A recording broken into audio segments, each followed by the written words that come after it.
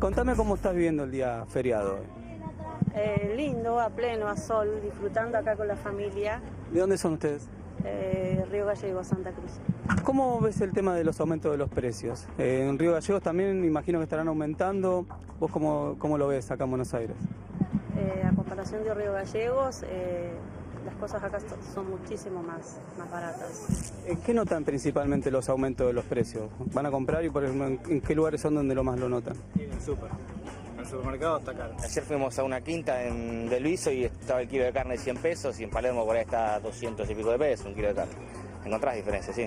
Hay cosas que podés limitar porque por ahí decís, bueno, depende de eso, sube el tomate, no como tomate, sube la carne, no como tomate, pero hay ahora, ejemplo, epidemia, que eso sí tiene que estar reguladísimo, me parece no sé si dentro de precios cuidados o lo que sea, pero es terrible. ¿Cómo está viviendo todo el tema del aumento de los precios? Está subiendo más del 100% casi, porque antes valía, por ejemplo, un kilo de raw beef,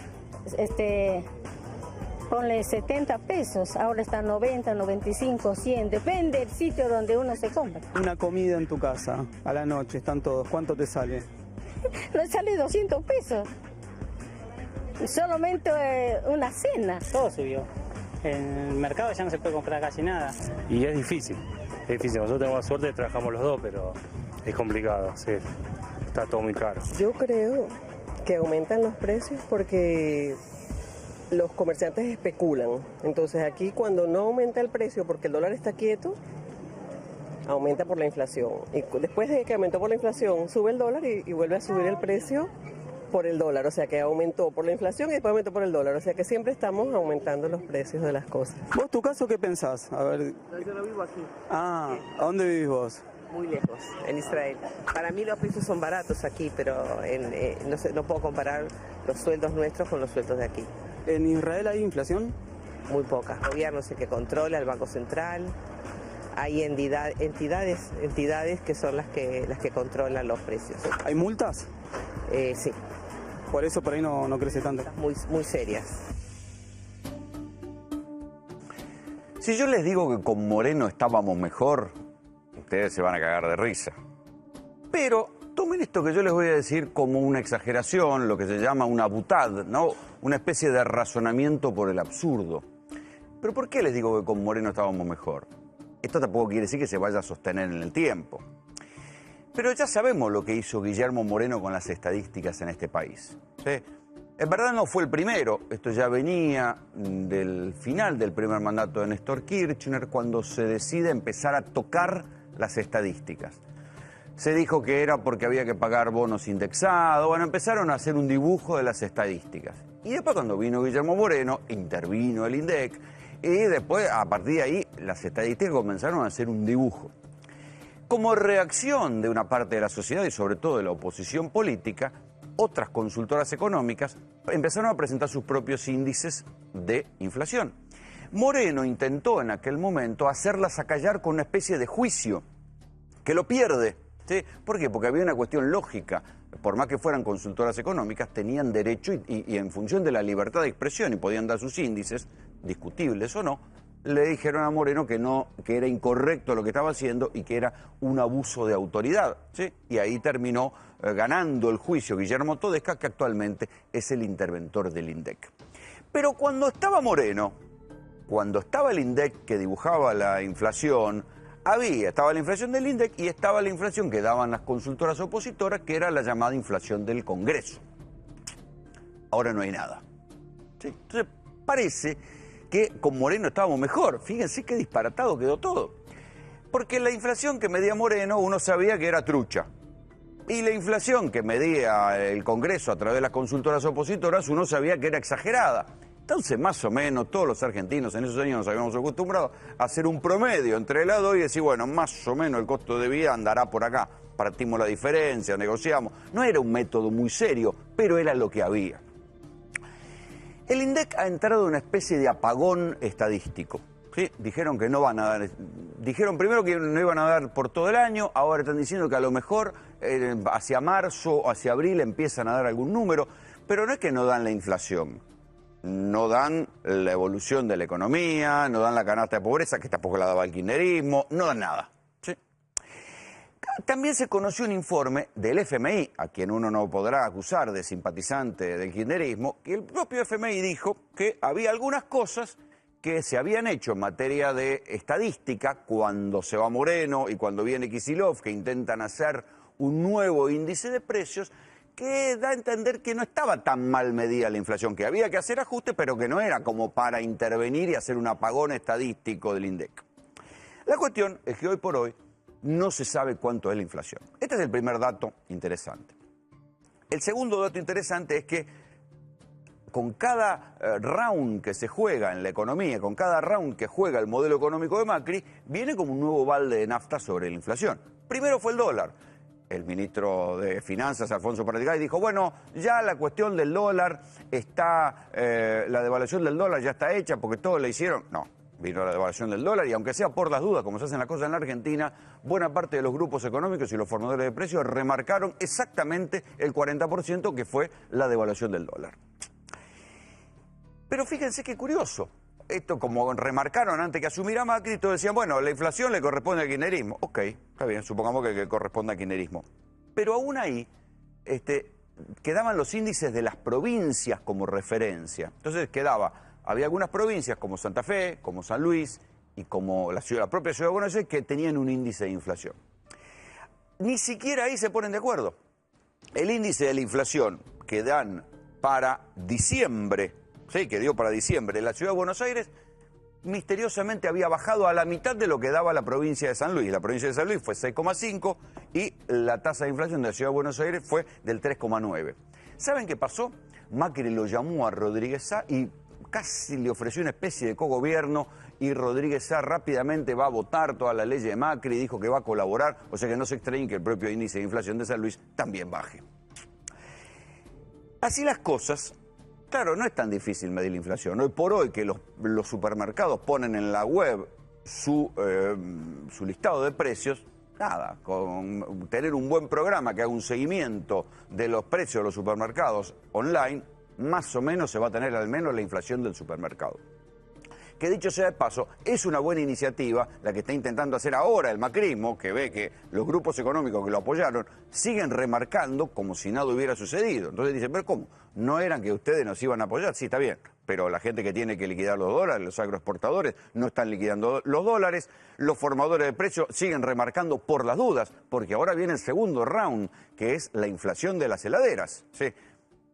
Como vino el ajuste de la energía y vendrá también el ajuste del gas, por las dudas están empezando a remarcar para cuando les llegue la boleta de luz. Entonces es la preinflación de las heladeras, ¿sí? Obviamente los supermercados no queremos que apaguen las heladeras, queremos que las mantengan prendidas y las cosas que nos venden tienen buena cadena de frío, las carnicerías lo mismo. Hoy ya la gente de las carnicerías, los directivos que nuclean a los carniceros, estaban diciendo, un momentito, que cuando venga la boleta de luz va a haber un nuevo ajuste inflacionario que será de ¿cuánto? 17, 20% en el precio de la carne.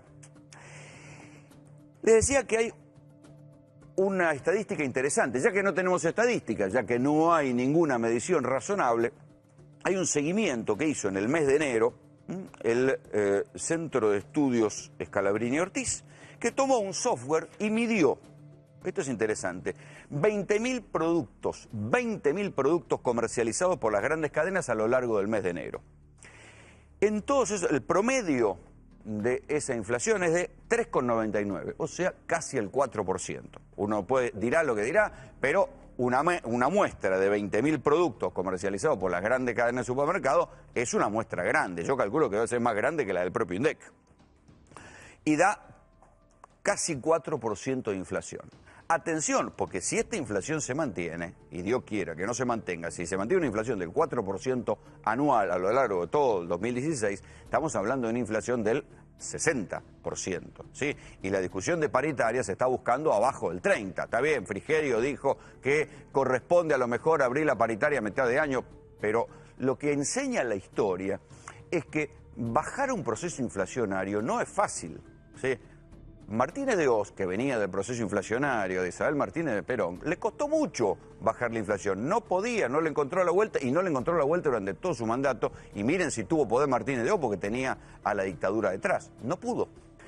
Le costó mucho a Menem bajar la inflación. Tardó un año y pico hasta que Domingo Cavallo la emboca con el plan de la convertibilidad. Pero tampoco es fácil y me parece que, por más que Mauricio Macri diga que la inflación se baja porque vienen las inversiones, y atención con esto, porque me parece que vamos a seguir teniendo un año difícil. Porque los rounds son sucesivos. El recorte de subsidios, cada vez que se recorta un subsidio, esto se termina trasladando a precios.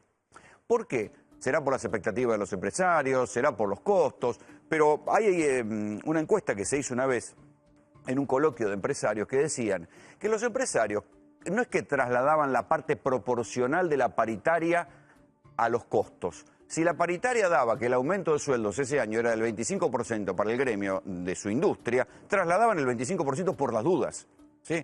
Y siempre se traslada previamente. Entonces, atención con esto, porque vino primero la inflación del round del dólar, después vino la inflación de las heladeras ahora con la tarifa eléctrica, después vendrá la del gas, después vendrá la que pase cuando se corten otros subsidios, por ejemplo los subsidios al transporte, que van a impactar directamente en la gente. Entonces, atención porque vamos a tener un año muy complicado en materia de inflación. El mismo estudio que yo le decía, de los 20.000 productos comercializados, que dice que la inflación en enero fue del 4%, ¿sí? Y analizó 20.000 productos, analizó cuál es la inflación en la comida, en la canasta básica alimentaria, o sea, lo que necesitan los más pobres para comer y para vivir. Y ahí la inflación le dio un punto más, 4,9, casi 5 puntos. O sea que estamos hablando de una inflación alta. Es por eso que fíjense qué interesante, las mismas consultoras económicas que durante el kirchnerismo difundían la inflación, ¿qué dijeron? Que ahora dejan de difundir la inflación. Era la consultora cercanas a los economistas opositores, ¿no? Dijeron que dejan de difundir sus propios índices de inflación. ¿Saben para qué? Para no obstaculizar las paritarias. Bienvenidos, esta es Tercera Posición. ¿Cómo pensás que podrían controlarse los aumentos de los precios? ¿Debería estar más cerca la gente? ¿El Estado debería hacer algo? El Estado. A mí me parece que los dos. Nosotros si vemos que está caro tenemos que comprar y el Estado también tiene que hacer algo para evitar que aumente demasiado, ¿no? Sí, tiene que ser un poco y un poco. El Estado no está presente actualmente para mí, pero tendría que ser un poco y un poco. Tener conciencia entre nosotros de no matarnos y que el Estado salga a regular. Nosotros tenemos la culpa porque pagamos, ¿no? Y aparte de eso también tiene la culpa el gobierno porque no controla los precios, porque hacen lo que les da la gana. Y el Estado tendría que controlar, no, ya no se puede, no podemos, la carne ya ni comemos nosotros, comemos pollo nomás. Vamos a salir volando en cualquier momento. Y el Estado tendrá que estar presente. Yo no sé si la gente puede fiscalizar eso. Yo creo que, no sé, debería haber un ente especializado. ¿Cómo piensa que deberían ser controlados los precios? Un seguimiento y multas para las personas que están haciendo subir los precios, por ejemplo, en la papa, en el arroz, en el fideo, el azúcar, en la leche, que la gente pobre ya no puede tomar leche. Sí, puede ser el tema de las multas, pero no sé, estuvimos con los precios cuidados, pero no sé hasta dónde sirvió, porque cuando vos ibas a buscar un producto a la góndola nunca estaba. Las multas puede ser una opción y el seguimiento también. Donde vemos que se dispara algún precio, ahí llamamos la atención. A controlar y poner multa. Ayer compramos 4 bifes, 150 pesos, ya no se puede ya. Y tendría que estar controlado y tendría que cobrar multa, porque hay mucha gente que cobra lo que quiera. Vas a una carnicería, te cobran un precio, vas en otra, te cobran otro. Acá yo miro el noticiero siempre y poner en Capital, te cobran un precio de la carne y no sé, el moreno es otro. Creo que deberían haber multas para la gente que abusa. No creo que sea una medida que el ministro diga no compren carne porque está cara. Creo que debería haber multas para los comercios. En estos tiempos de apagón estadístico pueden contarnos sus experiencias con los precios, pueden escribirnos a nuestro Twitter, @3P_A24, y ahí nos van contando, porque la verdad que no tenemos cifras certeras de lo que está pasando. Pero invité a Mario Blecher, que fue presidente del Banco Central, es economista, y dije muchas pavadas recién en esto. ¿No? Me alivia. No quiere decir que esté de acuerdo con todo. No, yo no espero que esté de acuerdo, hombre, pero me asombra, digo, ¿hay alguna justificación, o sea, cómo la ves vos? ¿Hay alguna justificación de que no haya estadísticas? ¿Era tan grave? Yo creo que era grave lo que estaba en el INDEC, pero es para tanto. Yo realmente no conozco la interna, qué está pasando. pero es evidente que si podrían publicar los números, los publicarían. Yo creo de que el problema es muy claro. Tenés una sola oportunidad de hacer una primera impresión, como dicen. O sea, tenés una sola oportunidad de crear credibilidad. Y si te salís con unos números que después te los desvirtúan y estaban mal, sonaste, vas a tener que armar otro tercer index. Entonces yo creo que la idea acá es salir con algo que sea muy creíble, que no haya discusión, que no sea posible discutirlo. Pero mientras tanto se te crea esta situación de... ¿Está desorientado el gabinete de Macri frente a la inflación? No, yo creo que no. Yo definitivamente creo que no, desorientado no. Lo que creo es que es un proceso muy complicado porque está muy enraizado. Entonces, bueno, la historia argentina demuestra que no fue sencillo. Ningún presidente la hizo de un día para el otro, frenar la inflación. La diferencia entre el proceso inflacionario que estamos viviendo ahora, que ya tiene varios años, y los procesos inflacionarios argentinos más tradicionales del pasado, es de que esta inflación no se espiralizó. O sea, nosotros si agarramos un libro de historia económica vas a ver que comienza la inflación baja y se te va a la hiper. Claro. Constantemente así. Bueno, eso fue con acordate del Rodrigazo, ¿no? Que se espiralizó y terminó en un desastre. Pero fueron varias veces. En esta ocasión... también. Sí, claro. En esta ocasión no se espiralizó, más o menos estabilizó en el rango entre 20 y 30, pero tiene la ventaja que no se espiralizó, pero por otro lado lo hace más difícil. Vos que mirás los diferentes países, ¿no tiene mucho lo que está haciendo la Argentina? ¿No tiene mucho de parecido este ajuste con el que hizo Brasil este año? No es... A Brasil no le está yendo muy bien tampoco. Bueno, pero Brasil tiene una serie de problemas distintos, podemos discutirlos, pero en términos de la inflación en sí, la inflación es un proceso, no es algo que pasa de un día para el otro, es un proceso a lo largo del tiempo y tiene que haber una causa continua que lo vaya a crecer. Y la causa continua, hay varias, pero realmente la causa fundamental de la inflación son los déficits fiscales financiados con creación de dinero. Esa es la causa continua. Hay otros elementos, pero no se puede decir de que los monopolios causan inflación. Los monopolios causan aumento en el precio. Un monopolio te va a llevar el precio a lo más alto que puede, pero no lo va a llevar infinito. Claro. Lo va a llevar a lo más alto que puede. Y ahí se va a quedar. No, yo digo que hay reacciones como de corto plazo, ¿no? ¿Viste? Cosas preventivas de corto plazo, espasmódicas, que son las que estamos viendo. Sí, pero es muy difícil. Baja la carne en el mercado central, en el mercado de Liniers, y sube en la carnicería. Mira, hay una serie de trabajos muy bien, muy bien estudiados, que te muestran de que la inflación, el aumento de la inflación te aumenta la variabilidad de los precios relativos. No todo sube igual. Claro. ¿No es cierto? Acá eso se ha exagerado, se ha exacerbado por una serie de razones. Pero lo cierto es de que los monopolios, los formadores de precios, eso te aumentan, te exageran el proceso, pero no te lo pueden crear a un proceso. Tiene que haber algo, y ese algo es la emisión, es la maquinita, que en general viene a financiar un déficit fiscal. Entonces hay que arreglarlo de raíz, ¿no? Y por eso cuando vos decís que le está costando, le va a costar, sí, porque la verdad es que achicar el déficit fiscal de un manotazo es complicado y hasta no es recomendable, ¿no? En cierta forma. Es recomendable hacerlo en forma gradual. Sobre todo cuando puede tener un costo social. Exacto. Y si vos querés... Como en la Argentina, que hay tanto empleo público y tanto subsidio atado y enlazado. Claro, ahora, cuando vos tenés un subsidio, con ese subsidio vos lográs controlar, bajar el precio del producto que estás subsidiando en la primera vuelta. Pero luego tenés que financiar el subsidio. Y si lo financiás con la maquinita, en realidad negás el ajuste que has hecho, ¿no? Negás la contención del precio. Entonces empieza a haber escasez o tenés que aumentar el subsidio. Entonces estás en una situación en la cual básicamente hasta que no cierres normalmente el déficit fiscal y dejes de darle la maquinita del Banco Central para financiarlo, el problema... ¿Ha dejado de imprimir el gobierno? ¿Ha dejado de imprimir billetes? No es que le ha dejado... No se sabe. No, sí se sabe. Esos números están permanentemente. Lo que ha hecho el Banco Central es esterilizar. Esterilizar significa vender bonos al público y absorber la liquidez. O sea, se ha endeudado más el Banco Central a corto plazo para bajar la emisión monetaria, ¿no? ¿Y eso es bueno o es malo? Eso en general es bueno. Pero sí, si la gente se acostumbra mucho a que esos bonos que te venden son líquidos también, como patacones, suponete. Si empezás a vender patacones, no es lo que estaba haciendo, no es lo que está pasando, pero sí. Bueno, entonces no tenés efecto. Pero en forma moderada es una forma de controlar la emisión, es una forma de controlar un poco la inflación. Ahora, una devaluación, como decías vos, una devaluación tiene efectos directos sobre los precios. Si eso se convalida luego con emisión monetaria y con aumento en salario y con aumentos en otros precios, bueno, entonces se te arma esta cadena. Pero, o sea que para vos es un round que después, en algún momento termina. Si no lo validás con 100% con emisión, eso termina.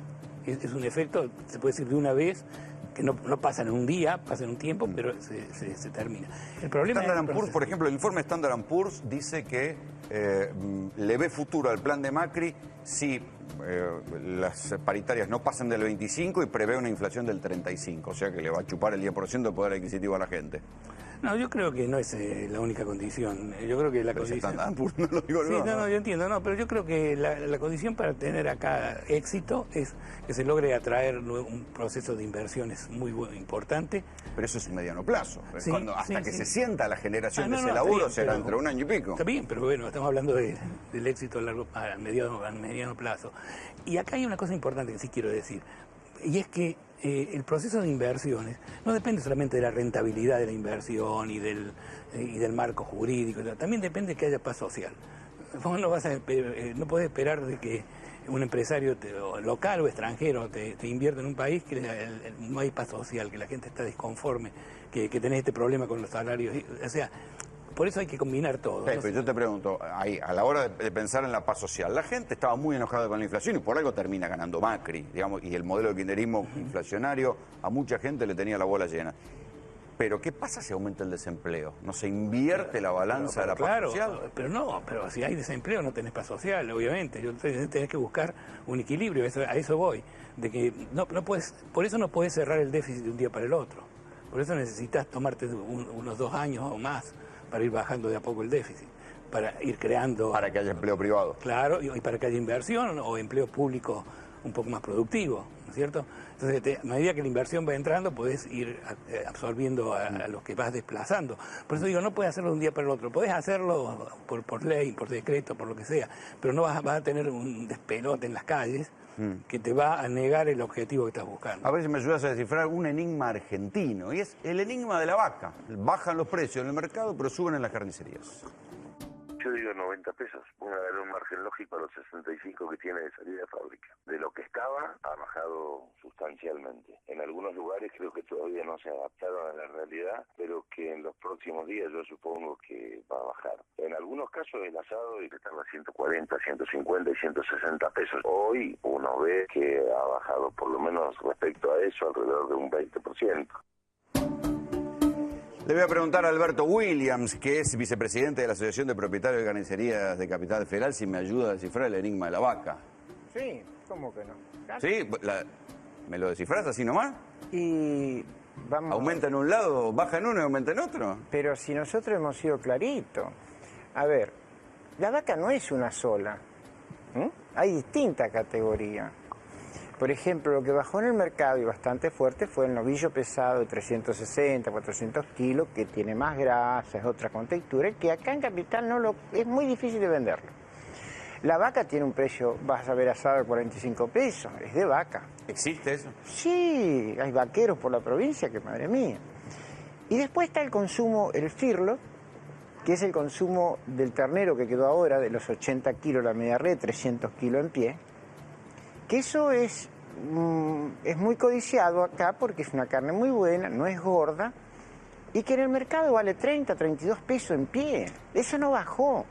O sea, si somos claritos, todo el mundo lo va a entender. Hay un consumo pesado que bajó. La vaca o sea, no bajó la carne premium. Exacto. La carne más Nada codiciada. más que mezclan todo. Por ejemplo, el secretario habla de un asado en las plantas, cuando las plantas no están cortando asado en este momento. ¿Lo que dijo el ministro Burjali, vos pensás que estaba dirigido directamente a una polémica con vos? No, para nada. Yo no, esas cosas no. Porque Burjali lo que dijo, repasémosle a la gente, dijo, bueno, el asado sale de frigorífico a 65, o sea que con un margen de ganancia interesante lo podrían vender a 90. Pero ¿cómo sale? ¿La plancha o sale la media red?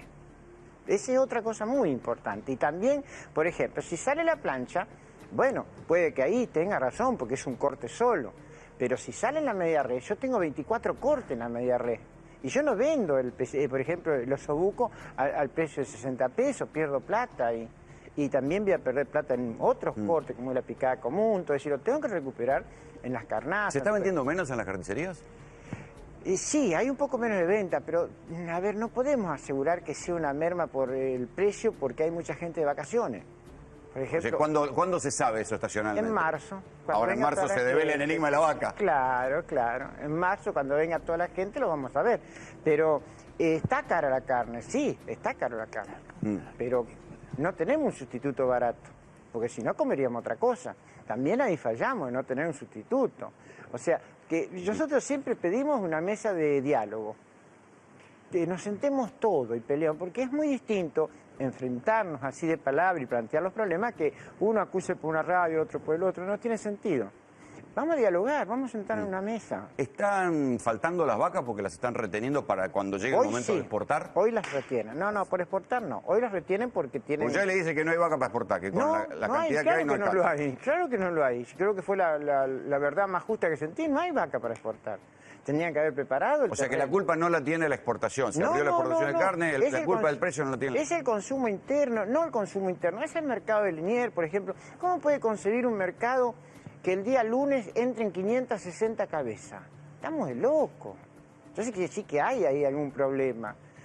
Yo sé que el productor tiene campo, le ha llovido, tiene pasto, le está dando más kilos. Bueno, macanudo, ahora va a faltar. Pero también en algún momento, cuando se normalice ese mercado sea abastecido normalmente, hay un puré de carne, ¿eh? No le quepa la menor duda. Pero hay que ver si lo llegan a hacer. Voy a sumar a la conversación a Gustavo Marangoni, fue presidente del Banco Provincia, es politólogo.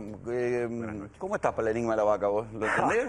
¿Vos que sos de la provincia? Es difícil entenderlo, recién lo escuchaba al caballero. Yo me acuerdo que mi primer trabajo fue en la Junta Nacional de Carne en el 90 y entraban 23 mil cabezas por día, lunes, martes, miércoles. Y hubo un lunes de 40.000 cabezas. ¿Y ahora cuántas entran? Exactamente, bueno, por lo que acaba de comentar recién, hay días que a veces entran un viernes de 6.000. 3.000 cabezas. Pero ¿Cómo no van a cierto mantener es los precios? Obviamente que procurando abastecer como corresponde el mercado interno, pero también es muy deseable que la Argentina recupere las condiciones para poder exportar al mundo. Vos pensás que llegamos a exportar 600, 700.000 toneladas de carne al mundo. Y hoy estamos en alrededor de 200.000, 250.000. Sí, Uruguay, Brasil exporta más carne que nosotros. Muchos mercados, y estamos hablando de que con esos mercados que perdimos, además también se nos fueron muchos puestos de empleo, obviamente en el sector frigorífico. Entonces, es uno de los sectores donde Argentina tiene que ¿Fue un recuperar. error que la soja desplazara la carne de vaca? Como industria, ¿no? Mira, en realidad son cosas diferentes. Es cierto que al principio a lo mejor se desplazó parte, pero también el negocio se va reconvirtiendo y se fueron multiplicando los feedlots. Creo que en ese sentido, digo, los animales alimentados a grano, etcétera. O sea, creo que cuando surge un negocio, el otro se desplaza y busca su mejor nivel de rentabilidad, y eso es lo que tiene que suceder. No tenemos que lamentarnos o pensar que son cosas incompatibles. Me parece que es hora de ir planificando de qué manera agregamos valor y rescatamos estos sectores. Ahora que se levantaron las llamadas retenciones, cosa con la que particularmente estoy de acuerdo, de hecho en la campaña se había hablado también, no solamente de la fuerza de Cambiemos, sino de Frente para la Victoria, de levantarlo, creo que lo que sí hay que ver es el impacto que tiene el levantamiento de las retenciones en el resto de la cadena. ¿Está desorientado Macri con la inflación? Mira, en primer lugar, esperemos que no. Digamos, yo lo que sí creo a la luz de las medidas que están que pasando. evidentemente, a ver, la inflación de noviembre, diciembre, enero acumulada es más o menos 10%. Si vos la anualizás, temblás. Obviamente, lo que hay que hacer es trabajar fuertemente para que en febrero, que va a ser difícil, porque ya vas a tener el impacto por lo menos de 1,5 puntos, 2 puntos por la tarifa. Marzo, abril, tenés que llevar a un nivel más razonable del 1% mensual. ¿Por qué? Porque si no, la salida del cepo, que estuvo bien instrumentada, se te va a licuar por el aumento del precio interno. Y eso te quita, entre otras cosas, competitividad. Por supuesto que antes que todo eso está el impacto en el bolsillo de la gente, que es durísimo. Mario, ¿qué cosas hizo bien Macri hasta ahora? Bueno, lo que acaba de mencionar acá el colega está muy claro, ¿no es cierto? La eliminación de las restricciones cambiarias ha funcionado bien, yo creo que no cabe ninguna duda. Además, creo que el hecho de, a pesar de la demora que está teniendo, pero el hecho de decir, bueno, vamos a hacer borrón y cuenta nueva en las estadísticas de una vez, porque no vamos a reparar esta y aquello, sino todo. También creo que es un paso, por lo menos la intención es muy loable. Creo que en la revisión que se está haciendo a nivel presupuestario, una revisión general, también es importante. Va a haber que buscar una reforma, yo creo, global y completa, ¿no?, en todo el sistema tributario. Pero creo que hay un punto que es importante, y yo creo que algunas de las cosas que se están haciendo se pueden estar haciendo bien, pero le falta un poco de sensibilidad social, que es lo que yo te mencionaba antes. Bueno, coincido, hemos visto muchas medidas, digamos, como las propias retenciones que se levantaron, pero quizás, y saco el quizás, evidentemente por el lado del ingreso y por el lado del consumo no vemos. Y sobre todo, ¿sabes? Una cosa que me parece importante destacar, se escucha hablar poco de producción. Entonces, el tema es qué tipo de sectores y qué tipo de valor agregado y qué estás pensando. Es decir, cómo la Argentina va a crecer, cuáles van a ser las locomotoras del crecimiento. Y yo creo que en eso todavía no se ha dicho nada. Entonces, mira, bueno, hace 2 meses que... Entiendo, pero también entiendo que vos tenés que ir incorporando los temas del consumo, del crecimiento, porque la estabilidad de la economía es fundamental. Ahora, una vez que logre la estabilidad, y todos tenemos que contribuir para que así sea, bueno, ¿para crecer cómo? ¿Para crecer dónde? ¿Para crecer con qué tipo de empleo? ¿Ves un escenario de recesión a corto plazo? Bueno, yo veo un escenario de crecimiento mediocre y muy bajo. Recesión sería una caída importante en el producto. Yo creo que no diría que vamos a tener una caída en el producto, pero también dependemos mucho de lo que pasa afuera, ¿no es cierto? Brasil es importante para nosotros y Brasil está muy mal. China ha bajado su crecimiento, el precio de las commodities no se ha recuperado, ¿no es cierto? Bueno, esto es lo que decía el kirchnerismo también. Bueno, pero es verdad. Bueno, pero es un dato cierto de la realidad, todo lo que ha comentado Mario está pasando en este momento en el mundo. La caída del precio del petróleo, que por un lado vos decís, bueno, bárbaro porque gasto menos cuando importo, pero también empuja hacia abajo. Pero está lloviendo y tenemos un tenedor en la mano. Empuja hacia abajo el precio de los commodities y eso para nosotros es un tema muy importante. Entonces digo, para todo esto vos tenés que pensar, planificar y también tenés que ver cuál va a ser el rol del Estado, que esta es otra cosa. ¿Por qué? Porque si no, tomás medidas o tomás acciones y pensás que lo demás se va a dar por añadidura. No es tan así. ¿Está bien quitar las retenciones? Sí, pero tenés que ver el impacto que eso tiene en el resto de la cadena. ¿Y hay paciencia social para eso? Y bueno, yo creo que aquello de que la víscera más sensible... va a ser un año de quilombo. A ver, los primeros 6 meses, digamos... están visto que por lo menos no va a haber crecimiento. Esto que decía Mario, se presume que el promedio del año va a ser de menos 1,5, más o menos, o 2 del Producto Bruto. Esto traducido a la gente supone que va a haber un estrés tanto en el tema del consumo como en el tema del empleo. O sea que usted va a tener que cuidar el consumo y va a haber que cuidar el laburo. Entonces la pregunta es, hemos conocido las medidas, digamos, para sincerar, entre comillas, lo pongo muy entre comillas, determinadas variables, tarifas, etcétera. ¿Cuáles las que van a servir para morigerar ese impacto? Ganancias, por ejemplo. Bueno, a lo mejor uno dice... Eso se va a negociar en la paritaria. Bueno, pero el tema es que hay que ponerlas rápidamente en discusión sobre la mesa. Y ojo, el tema de ganancias, que también es muy importante y hay que ponerlo arriba de la mesa, alcanza solamente a los trabajadores registrados. Nos está escribiendo la gente a nuestro Twitter, @3P_A24, a ver qué dicen. El único que debe controlar el precio es el consumidor. El precio es subjetivo, no te pueden obligar a vender o comparar algo a precio fijo. Esto a propósito sobre la cuestión aquella de que, bueno, pasamos del morenismo que llamaba a Moreno a apretar a los formadores de precios, a esta idea del gobierno de que va a haber una página web donde se va a poder comparar y va a poder elegir el consumidor. Otro tuit, el Estado, la gente los consume igual. Siempre aumentó la carne y se consumió también. Hay que multar los aumentos desmedidos. ¿Sirve multar cuando hay aumento de precios? ¿Sirven esas políticas? ¿Qué se hace en otra parte del mundo? Yo creo que la inflación no se puede controlar administrativamente o por ley o con multas. Se puede controlar el efecto de corto plazo y a veces el efecto de corto plazo tiene repercusiones adicionales, entonces se puede, pero no se puede eliminar la inflación. Si se podría eliminar la inflación por ley, ya estaría eliminada, no habría. Es decir, obviamente, creo que es un error pensar de que la inflación es causada por elementos específicos, ¿no? Hay una teoría que dice que es la teoría de la inflación del perejil, que te explica por qué hay inflación en un país cuando aumenta el precio del perejil. Bueno, yo te puedo hacer la teoría, pero no cierra si no hay algo por atrás que la está empujando, que dijimos que es generalmente la emisión monetaria, el exceso de demanda que se causa por eso. Pero evidentemente hay circunstancias en que hay aprovechamiento o que hay explotación. Y en ese caso, bueno, yo creo que se puede controlar administrativamente, pero no te va a hacer resolver el problema de la inflación. ¿Ustedes cómo se llevan con los controles de precios? ¿Qué prefieren? ¿Control de precios del Estado o que la gente decida? Que la gente decida, déjame libertad a mí para trabajar.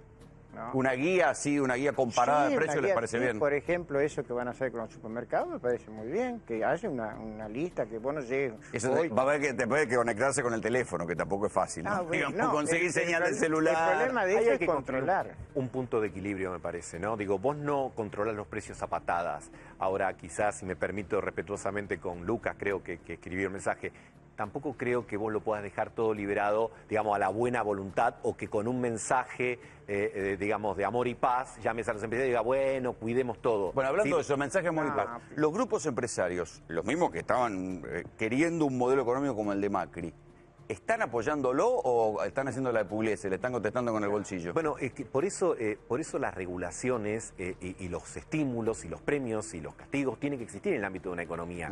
Entonces, insisto, una mala regulación, en todo caso, tiene que ser condenada como tal, pero no tiene que eliminar la posibilidad de que el Estado regule, intervenga o pida cosas a cambio. ¿Hay premios y castigos inteligentes? Claro, hay premios y castigos inteligentes y hay premios y castigos que nunca nos llegan, ¿eh? No, claro, hay, pero también hay aquellos que son extremadamente dañinos. Pero al final es el mercado y el que te va a regular la situación. Al final es eso. No podés separar constantemente efectos específicos. Hay efectos específicos, pero hay un mercado, hay un exceso de demanda. Como decía acá el colega, que en realidad el público lo va a hacer. Dame un segundo. Yo estuve en China hace poco y fuimos a visitar una serie de pueblos chiquitos y fuimos a un restaurante bastante lindo y le preguntamos, ¿vos podés fijar los precios como quiera? Y el tipo dice, no, porque te lo controla el gobierno. No viene nadie, se lo subo. En China. Bueno, pero te quiero decir. Claro. O sea que yo creo que sí, hay situaciones, como nos acaba de decir, que hay situaciones en las que realmente es necesario intervención del Estado para evitar cierta explotación de circunstancias particulares. Pero no puedes explicar un proceso inflacionario global solamente con esas variables, ¿no? Más gente que nos está escribiendo, sin retención, uy, se me fue, sin retenciones y con la merma en ganancia, la verdad que no sé de dónde van a recaudar, porque el consumo se va a derrumbar. ¿Hay caída de consumo? Bueno, todo indica, digamos, que en diciembre, enero son meses difíciles y hay rubros, obviamente, que vos después vas a hablar de promedio, hay rubros que van a caer más, hay otros que no, y a lo mejor algunos sube, pero lo cierto es que el desenvolvimiento de la economía para los primeros meses se lo ve difícil. Por eso, insisto, vos tenés que ir marcando certidumbres, tomás medidas y después tenés que ir viendo qué pasa con las consecuencias de esa medida, porque vos no podés desinteresarte de las consecuencias de tus actos. ¿Está bien levantado el cepo? Sí. Está bien levantado y salió mucho mejor de las prevenciones que podían tener. ¿El kirchnerismo no había hecho de esto un tabú? Bueno, a ver, más allá de kirchnerismo sí o kirchnerismo no, digo, había un temor que era lógico, decía, che, y si se va a 16, a 18, a 20, bueno, eso afortunadamente para todos no pasó. Ahora, fin de la historia, ¿se terminó? No, porque hay otras cosas que sí pasaron y vos tenés que, insisto, evitar que todo eso se te vaya a precio, porque si no vas a estar en el mismo o en un peor lugar del cual arrancaste. Palabras cruzadas que están en este debate.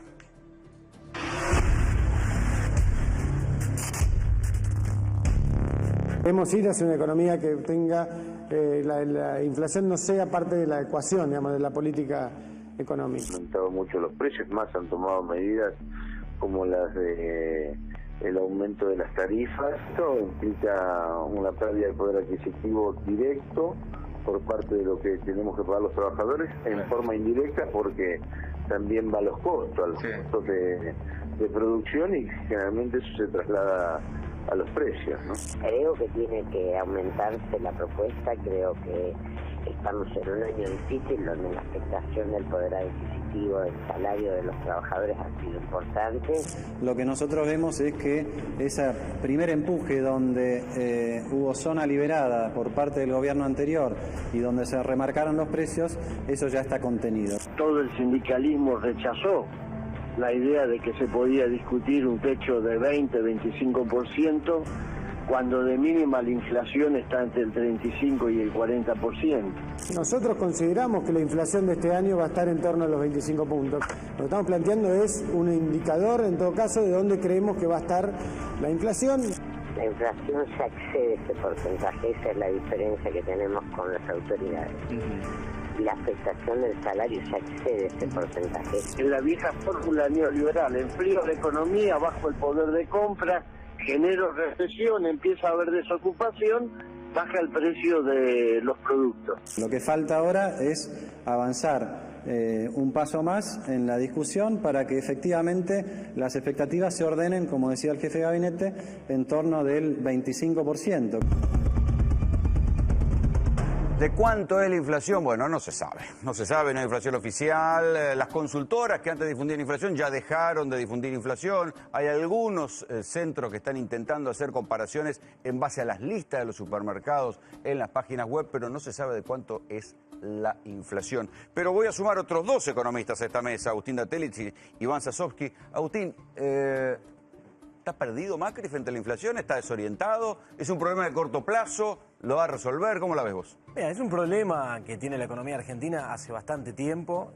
Esto de que no haya mediciones, la verdad que acrecienta el problema.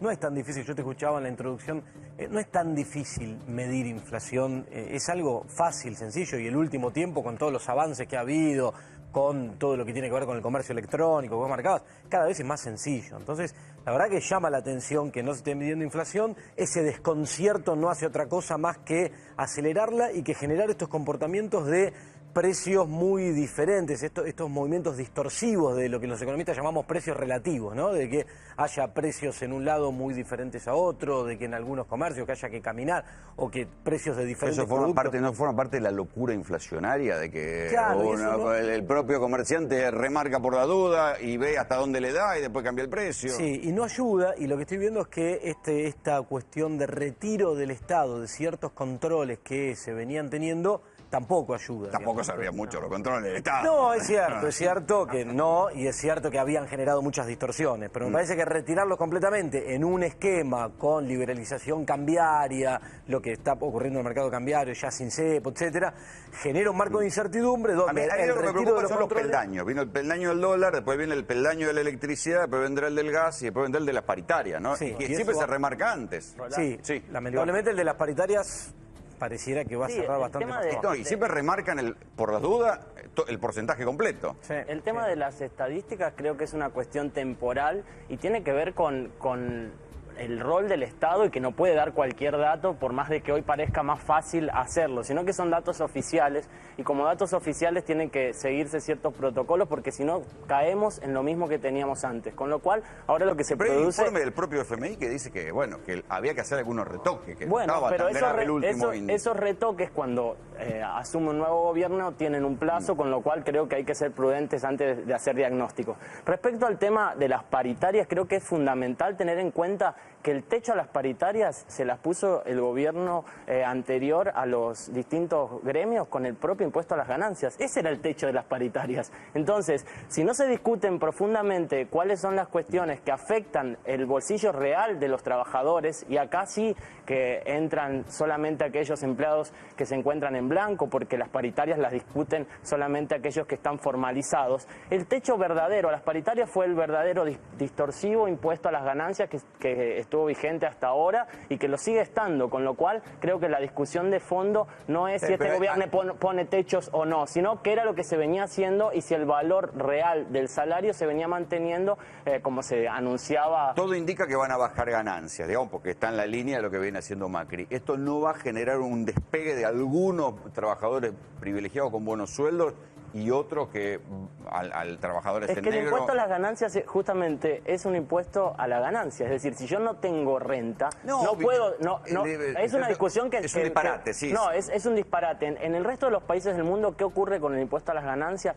Claramente se grava a las personas que manifiestan capacidad contributiva real. Es decir, aquellos más ricos incluso tienen tasas mucho más altas, que llegan hasta el 43%, y se desgrava a aquellos que tienen salarios más inferiores, incluso se desgrava a las empresas. porque las empresas siguen produciendo con lo que ganan. Entonces, la tendencia mundial es que las tasas del impuesto a las ganancias de las sociedades tiendan a bajar y que suban sobre las personas físicas, que son las beneficiarias finales de la renta y que ya no vuelven a producir con eso. Con lo cual, este nuevo planteo de una política fiscal que tiene que ver con la reducción de la emisión monetaria también tiene que venir acompañado con una buena política fiscal en cuanto a los tributos que se cobran, y más si queremos traer inversiones extranjeras, porque tenemos que emparejarnos con el resto del mundo, si no sería mucho más conveniente invertir tributariamente en otro país que es más barato que hacerlo aquí en la Argentina. ¿Se equivocó el kirchnerismo al mantener tanto y tan férreamente ganancias? A ver, lo que habría que hacer, y hace rato que se debería haber hecho, es reformular todo el esquema del impuesto a las ganancias, toda la famosa tabla, digamos, lo que tenía que ver con las alícuotas. Eso había que cambiarlo y había que modificarlo, y creo que sí, que se tardó bastante en modificarlo para ponerle un orden, porque la verdad que había mucha distorsión, eso de haber fijado el ingreso a tanto tiempo atrás, generaba muchas distorsiones, generaba que quizá algunos trabajadores que ganaban mucho no pagaban porque estaban ganando mucho hace poco y otros tributaban un montón, digamos. Entonces había que reformular todo el sistema de alícuotas y de mínimo no imponible, claramente. Pero de todas formas, a mí lo que me preocupa de cara a las paritarias que vienen ahora, más allá de la discusión, qué gobierno, no gobierno, me quiero correr de eso, de hecho, se habrán hecho un montón de cosas mal porque se perdieron las elecciones, pero de cara a la que viene ahora, al debate que viene ahora, me parece que esta idea de fijar un techo de 20-25%, cuando la inflación, por más que no haya indicadores como vos marcás, todos percibimos, sabemos de diferentes mediciones, supermercados, online, no online o lo que sea, que es más alta, que está más cerca para este año de un 40%, con esto que vos decís que vienen las tarifas ahora de luz, de gas, de la heladera y todas estas cosas, y la devaluación y el arrastre que viene teniendo, está más cerca de un 40% para este año que de un 20%, entonces hay que tener cuidado, porque si las paritarias se cierran en niveles de 20 o 25, como se pretende, el impacto sobre el poder adquisitivo del salario va a ser muy fuerte. Y sobre el consumo y al final del camino sobre la actividad económica y sobre el empleo. Disculpame, Agustín, pero si vos fijas un techo de 25 y a su vez le sumás el incentivo por la adaptación del impuesto a las ganancias, no se pierde el valor adquisitivo. El impuesto a las ganancias alcanza un 10% de la pirámide salarial. Bueno, pero son los asalariados formales que hoy también discuten paritarias. Yo quiero dar una hipótesis acá sobre la mesa. Si yo creo que la cuestión de la inflación va a pasar como con todos los modelos económicos ortodoxos, va a haber un año de turbulencia y después, mal que mal, la pueden pisar. ¿Y qué pasa con el desempleo? ¿Aumenta el desempleo después? Bueno, depende cómo uno lo haga, ¿no es cierto? Tiene mucho que ver con el proceso en el cual se baja la inflación. Si lo bajás la inflación de un plumazo, bajás el déficit fiscal a 6% del producto, suspendés la emisión monetaria, creás condiciones recesivas, claro que va a bajar el empleo. Si lo haces en forma gradual, como creo que es la idea en este momento, de irlo bajando en forma gradual, que no era la idea original de este equipo. Pero, o sea, que iban por una terapia de shock. Yo creo que sí, pero esto creo que se han convencido de que la forma de hacerlo es de una forma gradual y vas adaptando el proceso. No es necesario. No, yo no veo que sea necesario crear desempleo, es decir, puede haber... ¿Cuál puede ser la mejor fuente de empleo después? ¿La obra pública, como piensa Macri? Yo creo que la infraestructura, ya sea pública como privada, es absolutamente algo que es fundamental para poder también ganar competitividad sin tener que estar devaluando. ¿Y dónde aparece la plata para esas obras públicas? Bueno, por un lado hay dinero de las instituciones internacionales de desarrollo, ¿no? De los bancos de desarrollo que se pueden utilizar para eso, y bueno, ¿hay o es una promesa? Hay. La negociación ahí con los buitres es fundamental por el tema de las tasas. Por ese lado, pero el tema de las instituciones internacionales, ahora en Davos, el gobierno americano prometió eliminar, digamos, el veto que había sobre los préstamos a la Argentina de las instituciones internacionales. Quiere decir que dinero va a haber. Después, ¿y hay condiciones para que vengan inversiones o el mundo no está poniendo plata en los países emergentes? Bueno, dejó de poner plata, está sacando plata de los países emergentes, pero en ese contexto estamos bien, porque la Argentina no está endeudada, está rezagada en términos de inversiones de largo plazo. Claro. O sea, el hecho de que el mundo está mal, en cierta forma nos pone en una buena perspectiva, ¿no? Yo creo que si se maneja y se administra bien, recursos va a haber, hay mucho interés, tanto en la parte en la parte de infraestructura como en algunos sectores en particular, ¿no? Energía, por ejemplo.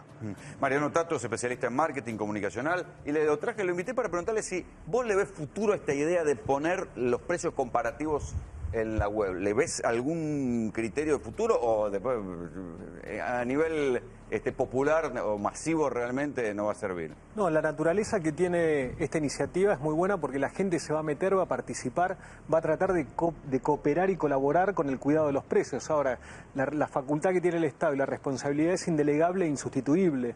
Acá tiene que hacer una gran presión al Estado para, si no acuerda, o sea, si hay un acuerdo, tiene que ejercer el control con los mecanismos de coerción que serán como el Estado los diga, ¿no?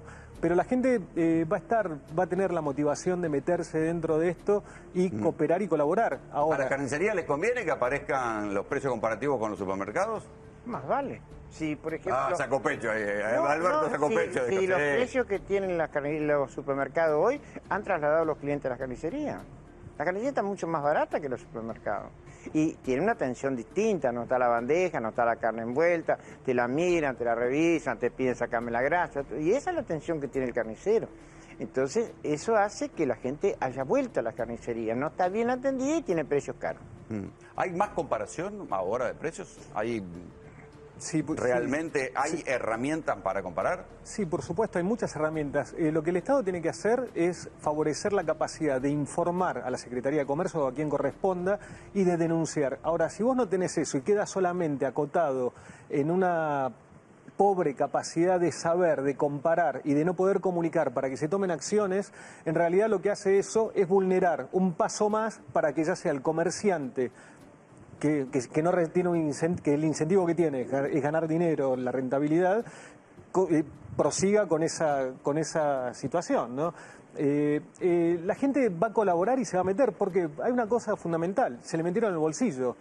Ahora, tiene que estar sistematizado y tiene que estar sistematizado también para las grandes cadenas, cuidarlos, promover los precios cuidados, o sea, aquellos productos, porque si no termina siendo un gancho de última góndola, de último piso de góndola, y eso en realidad lo que estás haciendo son llamadores que en marketing les decimos, bueno, yo tengo precios cuidados, perfecto, la gente entra a ver los precios cuidados, pero yo los gondoleo mal. O los escondo o no los informo. Entonces, acá es en marketing, es toda una comunicación integral que debe hacer con la capacidad del Estado. ¿Cuánto aguanta una promesa no cumplida? O sea, por ejemplo, un modelo que dice, bueno, voy a bajar la inflación y no le encuentra la vuelta y tarda en el corto plazo. ¿Cuánto es la ventana de paciencia que tienen los auditorios? Mira, si hay algo que aprendimos es que una promesa se reemplaza con otra promesa, mejor cumplida. Ahora, la situación de campaña es completamente distinta a la situación de gestión. Claramente el gobierno viene con un viento de cola que debe aprovecharlo en un nivel de motivación, con una frustración que no existe y que va a esperar resultados, pero también con un tiempo que le va a permitir que pueda madurar esas situaciones, en este caso la inflación. ¿Cuánto tiempo la paciencia? Yo creo que el primer semestre. Si la gente no ve que a partir, digamos, de mayo, junio, la tendencia empieza a cambiar, bueno, entonces ahí va a ser la preocupación, porque vos podés decir, tuve un enero difícil, un febrero difícil, pero el cambio de modelo económico como abril, bueno, okay. Pero va a venir mejor. Ahora, si vos ves que en el horizonte no hay una desaceleración, la paciencia se va a consumir rápidamente. Y yo creo que el éxito o el no éxito de esta gestión va a pasar por el tema de la inflación. ¿Cuál es el tiempo de ventana de paciencia? No, estoy totalmente de acuerdo con Gustavo. 6 meses. Sí, algo así. O sea que para junio todo el mundo va a empezar a mirar el reloj. No, el problema está, como te decía, en la credibilidad que vos podés ganar o perder. Si en el momento en que la promesa se desvirtúa, perdiste credibilidad. Y la próxima promesa la has cambiado por otra promesa, pero va a ser mucho más difícil que la gente te la crea. Va a ser una promesa devaluada. Sí. Agustín, ¿cuánto es el tiempo de paciencia? No, coincido, porque en realidad en marzo vienen las negociaciones paritarias y después, a partir de la dinámica inflacionaria, es que se va a sentir realmente, o sea, ya se siente fuertemente, la inflación se aceleró mucho desde los últimos 2 meses del año hasta ahora, pero hay cierta paciencia, llamémosle, a partir de tantos cambios, tantas modificaciones. Me parece Alberto, que vos que viste va muchas de estas cosas, ¿cuánto tiempo la paciencia de la gente? Y es corta, cuando no le alcanza el dinero es corta. Porque ahí viene la gente del mostrador, de la carnicería, y vos tenés sos como un psicólogo. No se puede, y ahí empiezan y insultan al de arriba, al de abajo, ¿qué hicimos, qué no hicimos? Si habrás visto de esas, Pero no te olvides que la paciencia es corta pero la memoria también. Las memorias también son cortas. O sea que sí, podés fallarle y bueno, por un tiempo vas a tener problemas, pero no quiere decir que estás condenado a nunca más poder controlar el macro, ¿no? A ver qué más nos dice la gente.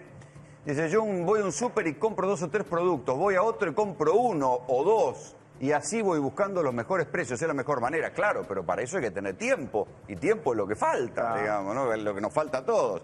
Los lácteos no tienen un precio fijo y ahora con lo del dengue tenemos los repelentes un incremento del 70% más. Bueno, pues eso es especulación de corto plazo, me parece, ¿no? Digo, ahí sí cabría una buena intervención. Yo vi que había propaganda que iban a, este fin de semana iban a poner un precio especial a los repelentes de 35 pesos.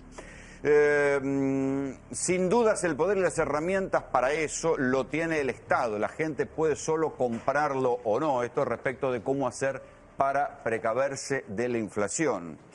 Iván, ¿tu mirada sobre la paciencia de la gente? Sí, la paciencia va a durar en función a los resultados que se vayan mostrando. Creo que el primer gran resultado fue la salida del cepo, un gran resultado que va a motivar el resto de las cuestiones positivas. Creo que para mí va a ser la negociación con los fondos buitres. Dependemos muchísimo de eso. Quizás la gente lo ve como algo lejano, claro, pero es algo muy cercano y mucho más cerca de lo que todos esperamos. Así que como argentino espero que eso se solucione cuanto antes, porque eso va a permitirnos tener un mayor margen y esos 6 meses se pueden estirar mucho más. En 6 meses hablamos, muchachos. Así nos vamos. Esto fue Tercera Posición. Gracias.